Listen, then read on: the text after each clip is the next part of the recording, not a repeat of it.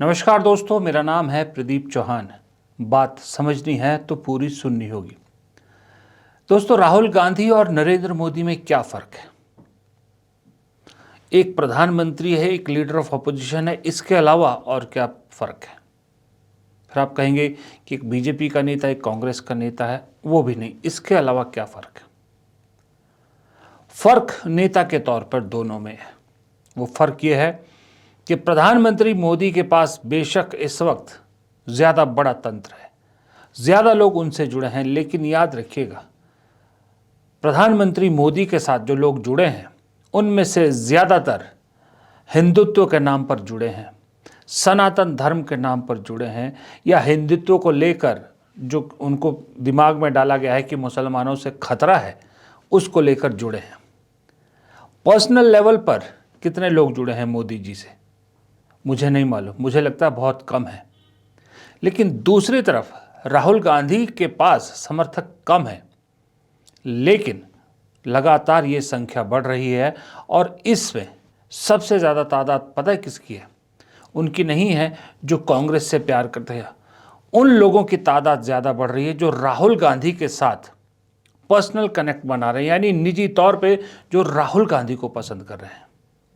राहुल गांधी की बात उनको समझ में आ रही है, राहुल गांधी में वो बहुत कुछ देख रहे हैं, उम्मीद बहुत बड़ी राहुल गांधी से लगा रहे हैं। इसलिए जब राहुल गांधी से कुछ उम्मीदें पूरी नहीं होती, उम्मीदों पर खरे नहीं उतरते, तो ऐसे लोगों का दिल बहुत टूटता है। मोदी जी वाले मामले में ऐसा नहीं होता। जहां नाराज़गी भी होती है अगर उन अंधभक्तों में, तो वो फिर सिस्टम पर और सरकार पर नाराज़गी जताते हैं, मोदी पर नहीं जताते। और इसी तरह से प्यार भी वो सनातन धर्म और हिंदुत्व के नाम पर जताते हैं। लेकिन इधर कांग्रेस में इसके उलट है। प्यार भी राहुल गांधी को मिलता है और नफरत और गुस्सा भी राहुल गांधी को मिलता है। ये फ़र्क है मोदी और राहुल गांधी में। आज मैं आपको ये कहानी क्यों सुना रहा हूँ? दरअसल आज बिहार से एक मुझे व्हाट्सएप में एक चिट्ठी जैसी मिली। अब मुझे नहीं मालूम वो चिट्ठी राहुल गांधी को भेजी गई है या नहीं भेजी गई है, किसी और को भी भेजी गई है, मुझे नहीं मालूम। लेकिन मुझे लगा उस चिट्ठी का जिक्र करना बहुत ज़रूरी है और उम्मीद करता हूं कि राहुल गांधी की टीम में से भी कोई अगर ये वीडियो देखे तो ये चिट्ठी ज़रूर राहुल गांधी तक उसका सार तो कम से कम पहुंचाए। क्योंकि एक कांग्रेस का समर्थक किस कदर दुखी हो सकता है, किस तरह से राहुल गांधी से नाराज़ हो सकता है और फिर उसी चिट्ठी में राहुल गांधी से उम्मीद भी जताता है, ये एक बहुत बड़ा उदाहरण है। इसलिए राहुल गांधी को इस चिट्ठी का न सिर्फ जवाब देना चाहिए, मुझे लगता है राहुल गांधी को ये चिट्ठियां दोबारा ना लिखनी पड़े किसी को, इसका भी ख्याल रखना चाहिए। अब भूमिका ना बांधते पहले मैं आपको जरा चिट्ठी का लबो लबाब सुनाता हूँ। ये चिट्ठी जो जिसने भी लिखी है, मैं उनका नाम जो है यहाँ नहीं रखूँगा, क्योंकि आपको मालूम है फिर वो निशाने पर आ जाते हैं सत्ताधारी पार्टियों के। तो बिना नाम लिए मैं उस चिट्ठी का आपको लबो लबाब पढ़ के सुनाता हूँ। वो चिट्ठी कुछ इस तरह से लिखते हैं कि राहुल गांधी, डरो मत, या फिर दूसरों से भी मत कहो कि डरो मत। बिहार ही तो है, भाग क्यों गए हो यहाँ से? हाँ, पर ये बिहार है और बिहार में चुनाव है और बिहार का ये चुनाव कोई खेल नहीं सकता। हर बिरादरी ही नहीं, देश का हर प्रबुद्ध नागरिक जान रहा है कि देश के राजनीतिक भविष्य के लिए निर्णायक चुनाव है और आप बिहार की जनता को ताड़ के पेड़ पर चढ़ाकर खुद नदारद हैं। आगे लिखते हैं, और कहाँ है आपका वो हाइड्रोजन बम? बिहार में महागठबंधन को हराकर फोड़ेंगे क्या? तो ये बम नहीं, दिवाली के पुराने पटाखे की तरह फुस रह जाएगा। आगे वो शेक्सपियर का भी जिक्र करते हैं कि शेक्सपियर का जूलियस सीजर का नाटक याद है ना? ब्रूटस कहता है, मनुष्य के मामलों में एक जवार आता है जो बाढ़ पर लिया जाए तो भाग्य की ओर ले जाता है और छोड़ दिया जाए तो उनके जीवन का सारा सफर उथले पानी और दुखों में बंध जाता है। ऐसे पूर्ण समुद्र पर हम अब तैर रहे हैं और हमें धारा का लाभ उठाना होगा जब वो उपलब्ध हो, वरना हम अपने उद्यम खो बैठेंगे। ये मैंने हिंदी में तर्जुमा किया ब्रूटस की लाइनों का, वैसे इंग्लिश में ही है। आपके लिए 3 यात्राओं के क्लाइमेक्स पर यही मौका था, लेकिन शायद आपकी नीयत और नीति ही सिर्फ शानदार विपक्ष बन के रहने तक है। आप जीतने से डरते हो। ऐसा है तो साफ कह दो ना, सच बोलने से डरते क्यों हो? जनता रो पीट कर तसल्ली कर लेगी, या फिर आप ये कहने का हक खो चुके हैं कि डरो मत, और वो अभय मुद्रा तो अब किसी को दिखाना मत। बिहार चुनाव का मैदान छोड़कर भागने वाले रणछोड़ प्रसाद बन चुके हैं आप, जो आज भारतीय राजनीति का कुरुक्षेत्र बन चुका है। आप इसे धर्मनिरपेक्ष ताकतों की करबला बनाने पर तुले हो। बिहार के मुस्लिम वोटरों को आपने ओवैसी और प्रशांत किशोर की बाहों में ढकेल दिया है। इसका असर देश भर में होगा। ये कांग्रेस का अल्पसंख्यकों के साथ किया गया आखिरी धोखा है, और फिर आप पर कोई विश्वास नहीं करेगा। 80-20 करवा ही दिया आपने। अगली बार मुस्लिम वोटर सीधे बीजेपी को वोट देगा, कांग्रेस को नहीं। बिहार में कांग्रेस फिर उठ खड़ी हुई थी, चलने लगी थी। सीट बंटवारे और टिकट बंटवारे में घोर अवस्था ने उसे फिर मार डाला है। अगर कांग्रेस 60 में से 20 सीट भी ना ला पाई तो इसके बाद कोई भी पार्टी आपको 50 सीट भी क्यों देगी? कोई आपसे गठबंधन ही क्यों करेगा? इस तमाशे के बाद आप तो सबसे बड़े डरपोक निकले राहुल गांधी। बिहार में मानव विफलता को माफ कर सकता है अगर ये मान लो खुलकर, लेकिन आप तो जननायक बनकर नोबेल पुरस्कार जीतना चाहते हो। जनता जाए भाड़ में। अबे यहाँ तक की चिट्ठी है। इस चिट्ठी में साफ झलक रहा है, जिसने भी ये चिट्ठी लिखी है, कि कांग्रेस का कट्टर समर्थक है। कांग्रेस से ज़्यादा राहुल गांधी का समर्थक है। राहुल गांधी का कट्टर समर्थक है, या जो भी है, चाहे महिला है चाहे पुरुष है। और राहुल गांधी जिस तरह से वोटर अधिकार यात्रा के बाद से बिहार नहीं गए हैं, उसकी नाराज़गी है। उससे ज़्यादा नाराज़गी है जो टिकट और सीट बंटवारे को लेकर अव्यवस्था हुई है बिहार में, जो सिर्फ फुटअव्वल हुआ है, जो एक मोमेंटम इन महागठबंधन के पास था वोटर अधिकार यात्रा के बाद से, उसके जाने का दुख इसमें साफ झलक रहा है। नाराज़गी राहुल गांधी से साफ झलक रही है उस बात को लेकर कि राहुल गांधी ने मामला अपने हाथ में क्यों नहीं लिया, पहले सीट शेयरिंग और फिर टिकट बंटवारे पर नज़र क्यों नहीं रखी। उसकी नाराज़गी इस चिट्ठी में साफ झलक रही है राहुल गांधी से। और आदमी नाराज़ उसी से होता है जिससे प्यार करता है। किसी गैर से कोई नाराज़ नहीं हो सकता, क्योंकि गैर को उनकी नाराज़गी का कोई फ़र्क पड़ता नहीं है। लेकिन जिससे प्यार करता है आदमी, उसी से ज़्यादा नाराज़ होता है। इतनी चिट्ठी में ये साफ झलकती है। लेकिन अगला पार्ट देखिए, आखिरी की 3-4 लाइनें। अब भी वक्त है, आ जाओ बिहार, अपनी प्यारी दीदी को लेकर कैंप करो यहाँ 1 महीना, सुलझाओ उम्मीदवारों के मुद्दे और प्रचार करो जमकर, बूथ प्रबंधन मजबूत करो, मां गठबंधन को जोड़ो और मतदान के बाद के परिदृश्य को यहीं बैठकर सुलझाओ, फिर जाना। जो हाइड्रोजन बम फोड़ना है अभी फोड़ो। दिल्ली का भी फ्लोर मैनेजमेंट का इंटर्न रखो, नहीं तो बिहार और भारत आपको कभी माफ़ नहीं करेगा और आपकी सभी यात्राओं का फल एक बड़ा ज़ीरो निकलेगा। आप सिर्फ इतिहास के पन्नों में एक फुटनोट बनकर रह जाएंगे और भारतीय लोकतंत्र का सबसे घटिया मजाक। इसमें जो राहुल गांधी से गुजारिश कर रहा है ये चिट्ठी लिखने वाला या लिखने वाली, अब देखिए आखिरी की 3 लाइनों में उम्मीद भी उसी राहुल गांधी से कर रहा है। गुजारिश कर रहा है कि आओ प्रियंका गांधी को लेकर आओ बिहार में, और अब से चुनाव खत्म होने तक यहीं डटे रहो और सारी चीज़ों को सुलझाओ, क्योंकि आप ही हो जो सुलझा सकते हैं। ये है राहुल गांधी जो कमा रहे हैं, ये है जो राहुल गांधी का हासिल है। राहुल गांधी को भले प्रधानमंत्री की कुर्सी ना मिली हो, भले राहुल गांधी को पॉपुलैरिटी चार्ट में आज भी मोदी से कम दिखाया जाता हो, लेकिन राहुल गांधी जो कमा रहे हैं, सॉलिड कमा रहे हैं। ये उसका सबसे बड़ा उदाहरण है। जो ताउम्र राहुल गांधी के साथ रहेगा वो वक्त के साथ छूटेगा नहीं। नाराजगी भी होगी, लेकिन उम्मीद भी होगी, प्यार भी होगा, गुस्सा भी होगा, लेकिन होगा। ये इस चिट्ठी से साफ जाहिर है। ये बिहार से चिट्ठी आई है, इसलिए मुझे लगा कि ये चिट्ठी पढ़ना ज़रूरी है, आपके सामने रखना ज़रूरी है। इस बहाने शायद राहुल गांधी तक पहुंच भी जाए, ये संदेश पहुंच जाए। मकसद संदेश पहुंचाना है, क्योंकि बात चिट्ठी लिखने वाले ने जो भी कही हो, लेकिन बात पॉइंट की है कि बिहार में इस वक्त जो हालात है महागठबंधन में, जो हालात है कांग्रेस आरजेडी में, जो हालात है विपक्ष के, वो बहुत अच्छे संकेत नहीं देता है। महागठबंधन बिखरा हुआ नजर आ रहा है। महागठबंधन ऐसा अजीब महागठबंधन बना है कि इस वक्त तो बिहार में महागठबंधन की हालत ये है कि इस वक्त आप सोच सकते हैं कि 11 सीटों पर, 11 से 14 सीटों पर महागठबंधन के ही उम्मीदवार एक दूसरे के सामने खड़े हैं।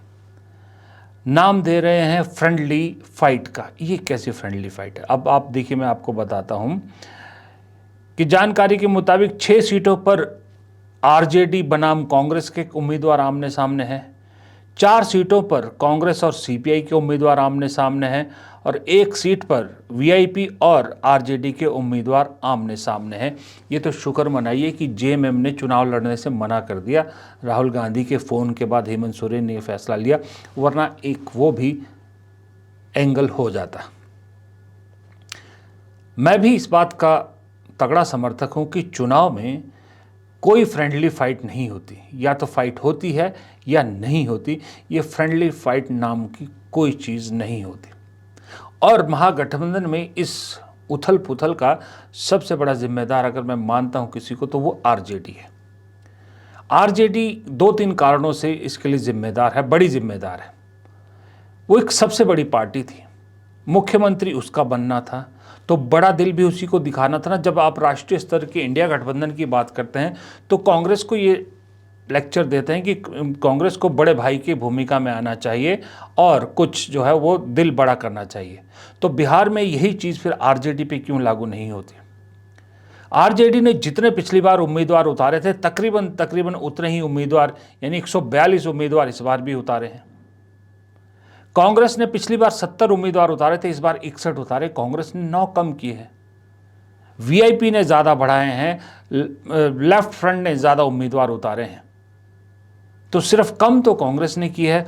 तो कांग्रेस को अगर और भी कम करने को कहते, शायद 1-8 सीट और कम कर लेती, लेकिन पूरा ठेका कांग्रेस ने भी नहीं लिया ना। ये बात भी तो गलत है ना कि फिर ठीक रहा, आप कांग्रेस पे फोड़ रहे हो। जहां विनाश और नफरत है, वहीं एक तरफ विकास और मोहब्बत है। इस रास्ते से यदि ये चारों सीट जीतते हैं तो हम 3 महीने के बाद आसाम जीतेंगे, हम 9 महीने के बाद बंगाल जीतेंगे, उसके बाद केरल जीतेंगे, और 2029 में इस देश का प्रधानमंत्री राहुल गांधी को हम बनेंगे। 2020 की, 29 की है, हमारी लड़ाई सरकार बनाने की है। मैं मानता हूं कि कुछ भूल गई हूं, मैं मानता हूं कि गठबंधन धर्म के लिए कांग्रेस ने सैक्रिफाइस किया, 2-2 सीटिंग सीट ने छोड़ा। हम कहीं भी सीट पर हमने एक कैंडिडेट नहीं दिया, हम लड़ते रहे अपने साथियों के लिए, आज सुबह तक लड़ते रहे। लेकिन राहुल गांधी जी का और कांग्रेस का डिसिप्लिन मैंने पहली बार देखा। उन्होंने कहा मैं खाद बनूंगा, मैं बिहार की जनता के लिए खाद, मैं बिहार के निर्माण के लिए खाद बनूंगा। पप्पू यादव ठीक कह रहे हैं, लेकिन पप्पू यादव भी एक बहुत बड़ा कैरेक्टर बन के उभरे हैं इस चुनाव में। पप्पू यादव भी कोई दूध के दूल्हे नहीं हैं। वो भी कहानी किसी और दिन करेंगे कि पप्पू यादव ने भी बड़ा अजीब सा रोल इस चुनाव में प्ले किया है। और हैरानी की बात है कि जिस चेहरे को चुनाव से पहले आप बिहार में लॉन्च करते हैं, बिहार में उतारते हैं और बिहार में एक बड़ी उम्मीद जगाते हैं, वो कन्हैया कुमार कहीं बिहार में दिख ही नहीं रहे आज की डेट में। अगर कन्हैया कुमार में को नहीं बिहार में उतारना था तो फिर उनसे वो यात्रा क्यों करवाई थी, पलायन रोको यात्रा? और अगर बिहार में चेहरा बनाना था तो वो कहाँ गए आप? ये कहानी जानना भी ज़रूरी है। इसकी भी पड़ताल होगी, इसकी पड़ताल करते हैं किसी दिन कि कन्हैया कुमार को आखिरकार किसने पर्दे से हटा दिया, क्या कहानी हुई उसके पीछे, पप्पू यादव का क्या रोल था उसमें, ये सारी चीज़ें हैं। दूसरा, राहुल गांधी का बिहार में तुरंत जाना भी क्यों ज़रूरी है? वो इसलिए कि चीज़ें अभी भी सुधर सकती हैं। लेकिन हैरानी की बात यह है कि प्रधानमंत्री का प्लान आ गया। प्रधानमंत्री 24 तारीख से बिहार में डट रहे हैं। गृह मंत्री अमित शाह ऑलरेडी डट चुके हैं। बीजेपी के बहुत सारे मुख्यमंत्री ऑलरेडी वहाँ कैंपेन पे उतर चुके हैं। लेकिन राहुल गांधी का अभी तक कोई प्लान नहीं आया कि वो कब से बिहार में जाएंगे, वो कहाँ रैली करेंगे, जॉइंट रैली होगी कि नहीं होगी, कुछ पता नहीं है अभी तक। ऐसे में जो फर्स्ट फेज में कैंडिडेट है, जहाँ 6 तारीख को चुनाव होना है, उससे पहले छठ है, अभी दिवाली और छठ के बीच में इतने बिजी होते हैं, वो कैसे प्लान करेगा? वो कैसे किसी नेता की रैली के लिए प्लान करेगा? उसको अपना कैंपेन भी करना है, क्योंकि ज़्यादातर कैंडिडेट्स को तो आखिरी दिन आपने सिंबल दिया है, उसके पास तो वक्त था ही नहीं। दूसरी तरफ, जैसे मैं कई बार कह चुका हूँ, अवधेश प्रसाद सिंह, अखिलेश प्रसाद सिंह जैसे जो वहाँ नेता कांग्रेस ने पाल रखे हैं, इन पे अगर अभी लगाम नहीं लगाई तो बड़ी मुश्किल हो जाएगी। अब ये देखिए, अखिलेश प्रसाद सिंह के बेटे जो खुद टिकट चाह रहे थे, जब कांग्रेस ने टिकट नहीं दिया तो ये भाई साहब अब कांग्रेस के खिलाफ जाकर जो आरजेडी ने अपने उम्मीदवार उतारी है, मुन्ना शुक्ला की बेटी, उसके समर्थन में आकाश कुमार सिंह, अखिलेश प्रसाद सिंह के बेटे, उसके समर्थन में ट्वीट कर रहे हैं कि शेरनी बेटी को टिकट मिला है, मुन्ना शुक्ला जी हीरो हैं और हीरो रहेंगे, क्योंकि इन्हें टिकट नहीं मिला और ये कांग्रेस से टिकट चाह रहे थे क्योंकि ये अखिलेश प्रसाद सिंह के बेटे थे। ऐसी चीज़ों पर लगाम अब नहीं लगेगी तो फिर कब लगेगी? जब पानी गुजर चुका होगा तब। और इस वक्त बिहार में सही में बताऊं तो महागठबंधन के लिए बहुत अच्छी पोजीशन है। अगर चीज़ें ठीक हो जाती हैं और राहुल गांधी, तेजस्वी यादव फुल जोर से कैंपेन करते हैं तो बहुत अच्छी, एक तरह से आप कह सकते हो कि स्थिति में इस वक्त, क्योंकि इस वक्त चेला गुरु के खिलाफ मैदान में उतर गया है। जी हाँ, प्रशांत किशोर ने अब अपना टारगेट बीजेपी या वहां लोकल नेतृत्व तो नहीं, सीधा अमित शाह और मोदी को कर दिया है अब। और बीजेपी की ट्रोल आर्मी भी पूरी उसके पीछे पड़ गई है, प्रशांत किशोर के पीछे पड़ गई। प्रशांत किशोर ने एबीपी न्यूज़ को एक इंटरव्यू दे रहे थे, जब वो वहाँ अजीब से सवाल पूछे जा रहे थे, प्रशांत किशोर उठ गए जिनका जवाब नहीं देना था। तो देखिए आपकी स्क्रीन पर है, बीजेपी के ट्रोल गैंग ने कैसे प्रशांत किशोर को कल से लेकर निशाने पर ले रखा है। और प्रशांत किशोर ने भी अब खुला ऐलान कर दिया है और वो सीधा अमित शाह पर इंटरव्यू में मोदी जी को कहते हैं, इसी इंटरव्यू में जिसको छोड़ के गए थे, उन्होंने कहा जनधन योजना हो या कोई भी योजना हो, मोदी जी ने कोई एहसान थोड़ी किया है। बात सही है, वो कहते हैं लोगों ने चुना ही इसीलिए था कि भाई आप ये काम करोगे, हमारे लिए काम करोगे, तो अगर मोदी जी ने काम किया तो कोई एहसान थोड़ी किया है। उधर प्रेस कॉन्फ्रेंस में अमित शाह पर इल्जाम लगा रहे हैं कि जनसुराज के लोगों को खरीदने की और डराने की कोशिश कर रहे हैं। देखिए, ये हैं भारत के गृह मंत्री, ये भारत के गृह मंत्री हैं अमित शाह। अमित शाह जी हैं भारत के गृह मंत्री और साथ में है धर्मेंद्र प्रधान, जो भारत सरकार के मंत्री हैं और भाजपा के यहाँ चुनाव के अधिकारी हैं, प्रभारी हैं। देखिए आप लोग, आचार संहिता की बात होती है, वोटरों को डराने खरीदने पर आचार संहिता लागू है, लेकिन सामने का जो उम्मीदवार है उसको भारत के गृह मंत्री अपने साथ खड़ा किए हुए हैं, पूरे दिन बैठाए हुए हैं ताकि वो नामांकन भी ना कर सके। ये है भाजपा के चाल चरित्र चेहरा। ये देखिए भाजपा का चाल चरित्र चेहरा, और बता रहे हैं ट्विटर पर बैठ के कि जनसुराज के उम्मीदवार भाग रहे हैं। आप बताइए, कोई साधारण व्यवसायी जो राजनीति करता है उसको भारत के गृह मंत्री अगर बुलाकर अपने साथ बैठा ले तो उसके पास क्या विकल्प बचेगा? और कहां है चुनाव आयोग? एक वोटर को आप पैसा देते हुए, डराते हुए अगर दिख जाए तो आप पर इल्जाम लगता है कि आपने आचार संहिता का उल्लंघन किया। और यहां भारत के गृह मंत्री और केंद्र में भाजपा के मुख्य मंत्री धर्मेंद्र प्रधान खुलेआम जदयू के जनसुराज के प्रत्याशी को अपने साथ, अपने साथियों के साथ, दल बल के साथ घेरे हुए हैं और इस पर कोई प्रतिक्रिया नहीं है, चुनाव आयोग को अभी आपको ये जारी करने के बाद आधिकारिक तौर पर हम लोग चुनाव आयोग को ये हम लोग निवेदन करने जा रहे हैं कि देखिए कि हम जन स्वराज के प्रत्याशियों के साथ क्या हो रहा है। ये जन स्वराज के प्रत्याशी के साथ नहीं हो रहा, ये वो डर है, वो राजनीतिक बंधुआ मजदूरी जो खत्म करने का रास्ता जन स्वराज ने बनाया है, उससे छटपटाहट जो पैदा हुई है उसी का नतीजा। अब जब गुरु के खिलाफ चेला मैदान में उतर गया है, जब गुरु चेला आपस में लड़ रहे हैं, तो महागठबंधन के लिए तो बढ़िया मौका है ना कि वो इन दोनों की लड़ाई में अपने मुद्दे, अपनी बात रखे, अपनी चीज़ों को साफ करें। ऊपर से बल्कि सीधी सी बात है, अमित शाह को तो पीछे मुझे लगता है बीजेपी खुद पड़ गई है।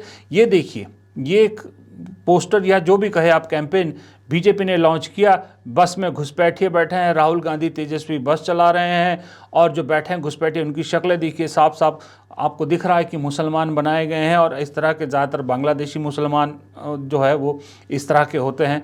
वो बना के कह रहे हैं कि कांग्रेस और आरजेडी की घुसपैठ एक्सप्रेस अब सीधा रुख बिहार की ओर। तो यहाँ तो सीधा सीधा सवाल फिर यही उठता है कि अमित शाह फिर इस्तीफा क्यों नहीं देते। भाई, गृह मंत्री के रहते हुए अगर राहुल गांधी और तेजस्वी यादव घुसपैठ कराने में कामयाब हो रहे हैं, तो फिर तो शर्म आनी चाहिए देश के गृह मंत्री को, क्यों पद संभाल रहे हैं। उन्हें तो तुरंत छोड़ देना चाहिए। और दूसरी बात, लोगों ने सवाल सही भी उठाया कि इसका मतलब आप हमारे जो सेना है या जो हमारे सुरक्षा बल हैं जो बॉर्डर पर तैनात है, उन पर भी सवाल उठा रहे हैं कि वो कैपेबल नहीं है कि घुसपैठियों को भारत में आने से रोक पाए।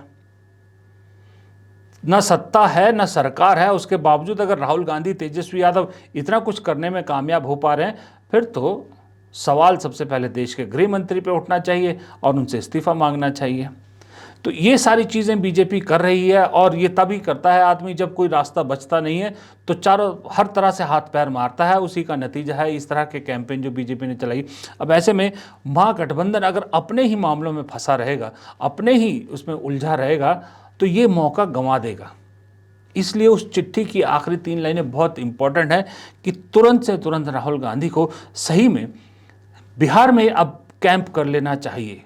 प्रियंका गांधी को रेगुलर ना कैंप ना करवा के बेशक वो बीच बीच में आए, मल्लिकार्जुन बीच बीच में आए, मल्लिकार्जुन खड़गे बीच बीच में आए, लेकिन राहुल गांधी को वहाँ कैंप करना चाहिए। दिल्ली में ना सेशन है ना कुछ है, तो राहुल गांधी दिल्ली में बैठ के कर क्या रहे हैं? क्यों नहीं वो बिहार जाते? क्यों नहीं वो कहते हैं कि चलिए मैं अब, जब तक दूसरे फेज की पोलिंग नहीं होती, मैं तब तक वहीं बैठा रहूँगा, बिहार में ही कैंप करूँगा और सारी चीज़ों को खुद मॉनिटर करूँगा। अगर आज की डेट में भी राहुल गांधी ये तय कर लेना, तो महागठबंधन को जीतने से नहीं कोई रोक सकता। और कांग्रेस का जो 61 सीटों पे लड़ रही है, उसका स्ट्राइक रेट 70 से ऊपर जाने से कोई नहीं रोक सकता। लेकिन सवाल यही है कि उम्मीद है सबको राहुल गांधी से। कोई कृष्णा अल्लावरू, कोई राजेश राम, कोई इसी को नहीं जानता। लोग आप देख रहे होंगे चैनलों पे, सोशल मीडिया पे, कितने लोग बिहार कैसे मिल रहे हैं जो कहते हैं हम राहुल गांधी को जानते हैं। एक ज़माना होता था, मैं आपको बताता हूँ, जब हम पढ़ते थे स्कूल में, कॉलेज में, तो हमारे यहाँ पर कुछ बिहार के मजदूर काम करने आते थे। तो मुझे अच्छी तरह याद है, जब बिहार में चुनाव होते थे, जब तो वो चुनाव में वोट डालने के लिए जाने की ज़िद करते थे। तो ऐसे ही हमारे पिताजी वगैरह, दादाजी वगैरह सवाल पूछते थे किसको वोट दोगे, तो वो ये नहीं कहते थे पार्टी कौन है, उन्हें कुछ नहीं मालूम, वो कहते थे लालटेन को वोट देंगे। उन्हें सिर्फ लालटेन पता था, लालू और लालटेन 2 ही चीज़ें जानते थे वो, उनकी पार्टी का नाम क्या है वो भी नहीं मालूम था। वो हाल आज कांग्रेस के साथ है, राहुल गांधी को वोट देंगे। राहुल गांधी जानते हैं, हाथ का निशान जानते हैं, बस। इसलिए फ़र्क पड़ेगा तो सिर्फ और सिर्फ राहुल गांधी से पड़ेगा, और किसी के बूते की ये बात है ही नहीं, ना केसी वेणुगोपाल के, ना किसी और के। केसी वेणुगोपाल को तो खैर भूल के भी अब बिहार के मामले में नहीं डालना चाहिए, वरना चीज़ें और बिगड़ जाएगी। अगर उनके बस की होती चीज़ें संभालना, तो जिस दिन तेजस्वी यादव से मुलाकात की थी उसी दिन चीज़ें सुधर जानी चाहिए थी। ये हालात होने ही नहीं चाहिए थे। फिलहाल इस वीडियो में इतना ही। प्रदीप चौहान को दीजिए इजाज़त, नमस्कार। लेकिन उससे पहले गुजारिश है कि अगर आपको वीडियो पसंद आए तो लाइक ज़रूर कीजिएगा, आपके लाइक से बहुत मदद मिलती है। एक वीडियो को लाइक करना और एक चैनल को सब्सक्राइब करना, ये 2 बहुत महत्वपूर्ण काम है, ये ज़रूर कीजिएगा, आपकी हम पे बहुत मेहरबानी होगी। कमेंट बॉक्स में आपकी राय हमारे लिए बहुत मददगार साबित होती है, वो ज़रूर कीजिएगा। और अगर और अच्छा लगे वीडियो तो दोस्तों के साथ शेयर भी कर सकते हैं। नमस्कार।